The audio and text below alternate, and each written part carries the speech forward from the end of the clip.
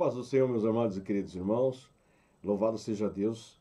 Eu sou o pastor Temer Lima do canal Pentecostais Arminianos e eu quero trazer para você uma descrição, depois de muitas petições de algumas pessoas me pedindo, pastor, o senhor faz review de livro de todo mundo, por que o senhor não faz dos seus? E eu fiquei pensando, eu falei, poxa, tem um certo fundamento nisso, né? Sempre meus companheiros, as pessoas que estão conosco, sempre nos pedindo, e eu falei, então deixa eu fazer um vídeo sobre esse trabalho. Bom, trata-se deste livro que saiu agora, que é o livro de bibliologia, tá? Parte 1. Aqui eu trago a introdução geral entre os evangelhos e Atos. Deixa eu explicar por que desse livro. Como todos sabem, eu sou amante das escrituras e nós temos aqui tantos livros, tantos livros, tantos livros.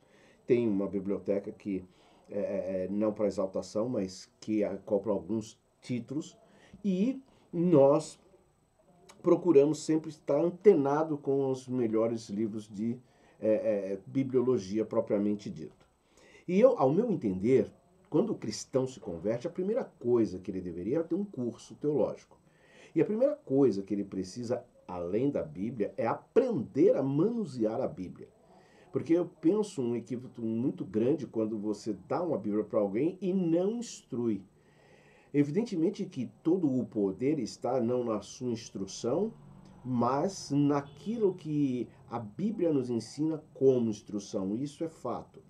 Mas ter um preparo para entender as partes rudimentares necessárias para o bom andamento cristão, isso é fundamental. E é justamente o que eu proponho dentro nesta obra. Então, a primeira coisa que eu quero destacar, o primeiro ponto que eu quero destacar, é que esse livro, ele não assume toda a agência de dizer o seguinte, é o melhor. Não. Ele é uma possibilidade. Ele é um fato.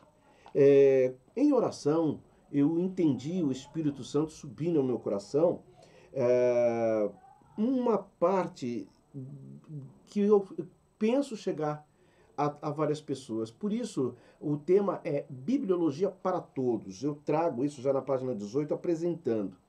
E também trago a definição de nubente, né, que é aquele que acompanha a noiva, e normalmente a palavra nubente ela acompanha com a letra N.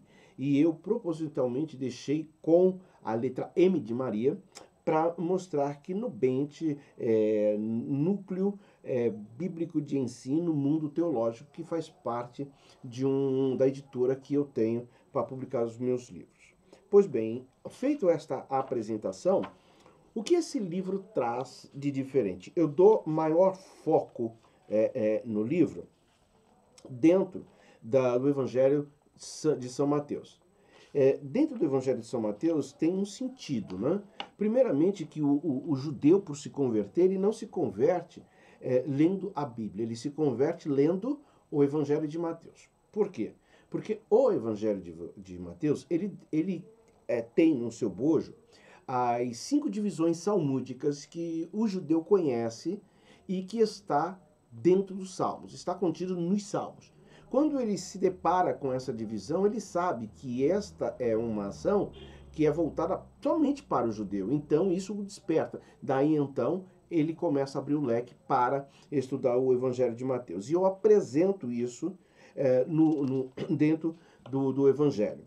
Um outro detalhe, eu trago o desenvolvimento, né, da Bíblia ao longo dos tempos, não de forma exaustiva, porque esse não é o propósito, mas dentro de uma área de uma sala de aula em que você pode exaurir o assunto, aí sim.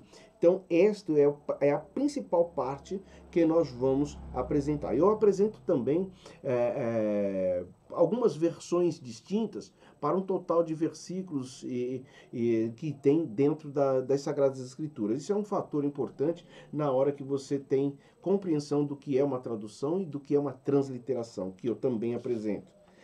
Depois eu trago aqui algumas abordagens históricas, mostrando a história dentro da Bíblia, voltada para essa razão. Depois a parte do fundamento, que é a parte fundamentalista da Bíblia, qual é a sua essência, e os conceitos. E eu apresento esses 3 tópicos também para que quem esteja lendo saiba o princípio do que nós podemos aprender dentro do estudo bibliológico. Um outro fator também que eu destaquei aqui, já na parte 2, onde já vamos começar a entender um pouco a mutação do Antigo para o Novo, que é a parte do período interbíblico, em que muitos falam do silêncio de Deus. Não é verdade? Quantas vezes você já não ouviu alguém dizendo assim, mas o silêncio de Deus? O que é esse silêncio? Qual a simbologia? É bíblico, não é? Aonde aparece essa questão do silêncio de Deus? Isso eu trago para você aqui dentro desse trabalho. Um outro trabalho também que eu vou mostrar é que existe alguns termos que é mais da área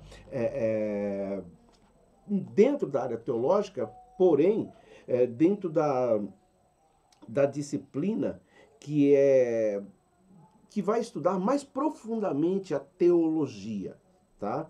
E aí nós estamos falando da área de bacharelado. E dentro dessa área bacharelado, muitas das vezes tem uma ação que não é tão explicada, que são os períodos javista, eloísta, deuteronomista e sacerdotal. O que períodos são esses? Quais suas influências? Então eu trago no livro para que quem esteja estudando, mesmo que seja num curso básico, num curso médio, ou até mesmo bacharel, que não tenha esse tipo de informação, ele vai conseguir entender esses posicionamentos e aonde que ela surge dentro da Septuaginta, qual é a proposta. Depois eu vou trazer aqui, um ponto, o tópico 3, o tributo. Muita gente não entende a importância do que seja o tributo no período romano. O que socialmente isso tinha a ver com todas as ações de Jesus naquele período. Então eu trago aqui e mostro qual foi a influência que o tributo romano teve sobre os judeus na época de Jesus. Até que ponto isto era salutar para o judeu. Trago também a definição, e pouca gente sabe isso, ou pelo menos alguns não sabem, e se sabem não comentam. Eu vou mostrar que o evangelho de Mateus não é de Mateus, o evangelho de Marcos não é de Marcos, e o evangelho de Lucas também não é de Lucas, né? E aí tem todo um aparato para que a gente entenda a onomatologia dentro desses evangelhos e para esses autores, né? E aí nós vamos mostrar, tá? Qual é o nome desses autores, tá? Que a Bíblia nos dá e qual o propósito de atuação de cada nome dentro do seu respectivo evangelho. Também tem uma questão nomatológica bem interessante, que é sobre o nome de Marcos. O nome de Marcos, ele tem uma variação de junção hebraica e grega, e que nós apresentamos também dentro deste período, desse estudo, perdão. Quando nós falamos de Lucas, eu trago um fato histórico que pouca gente sabe. Lucas carrega, dependendo da sua tradução, por mais de 24, 25 vezes, isso no início dos tópicos, tá? Porque senão ele tem muito mais passagens, ele traz a seguinte expressão, aconteceu. Ou então, e aconteceu. Essa expressão, ela é de suma importância para a leitura do livro de Lucas, porque essa expressão é uma expressão especificamente histórica. Ela é voltada para um fato histórico e ela vai se repetir dentro do livro de Atos. Bom, como o autor de Atos é o mesmo de Lucas, e nós temos dentro da teologia a ideia de que o único livro que nós temos como sendo histórico e considerado histórico nas maiores escolas teológicas é o livro de Atos. Mas eu, como pensador, como uma pessoa que busco e pesquiso, eu vejo também o Evangelho de Lucas como além de um evangelho, um livro histórico também, até porque está acoplado. E eu vou te trazer qual é o sentido, por que se escrevia 2 cartas, como era, enfim, a história da escrita naquele período, o que cada evangelho trazia, isso está dentro desse trabalho, tá? Por fim, eu vou trazer aqui no livro de Atos, né, no início, o começo da igreja, qual foi a compensação que houve na igreja, né? A história.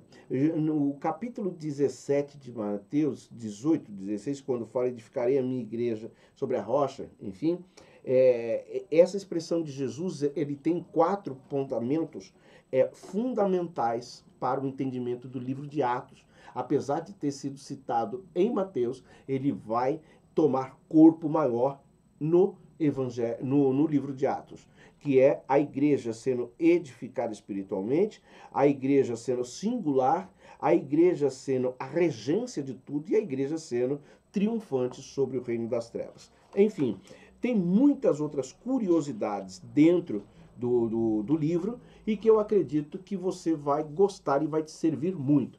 As pessoas que têm adquirido, já na próxima semana já vamos começar a despachar, fica a dica para você, o livro Bibliologia para Todos, do pastor Temi Lima. Não tenho a pretensão de ser o melhor, mas trazer alguma coisa diferente. Se você gostou, você tem a oportunidade de adquirir. Eu consegui uma negociação na hora da impressão que fez com que o livro caísse bastante, está bem acessível, e eu coloquei aqui uma promoção, que eu não sei até quando vai, mas eu coloquei para algumas pessoas que já fizeram a pré-venda, que estavam na pré-venda, já adquiriram, que R$50 para todo o Brasil, e graças a Deus, muitos já adquiriram, tá bom? Eu espero contribuir com o teu ministério, com o teu desenvolvimento, e se você gosta daquilo que a gente tem falado, tem apreciado, é uma oportunidade de você adquirir essa obra. Bibliologia para Todos. Eu finalizo dizendo que aqui eu entendo que obter, descobrir e estabelecer. Obter conhecimento da palavra de Deus, descobrir os segredos da palavra de Deus e estabelecer conceitos sobre a teologia. Deus abençoe, fique com Deus e até a próxima, querendo Deus.